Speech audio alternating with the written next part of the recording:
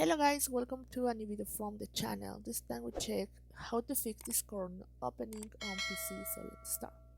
So first let's go to our search bar and looking for Discord. Then just right click here and then let's go to open the file.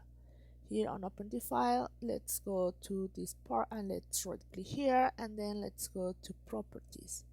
Here on properties, let's go to compatibility here and then just click here on disable full screen and run as administrator program. Just click here and then just click on accept. Now try to open Discord and check if this is working.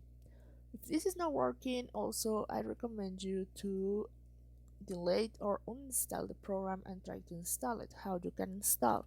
So let's go to apps on the search bar, and then we are here just looking for Discord,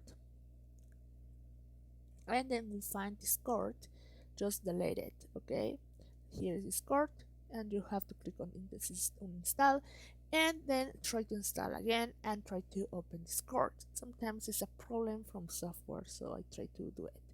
So guys, I hope this works for you. Thank you for watching this video.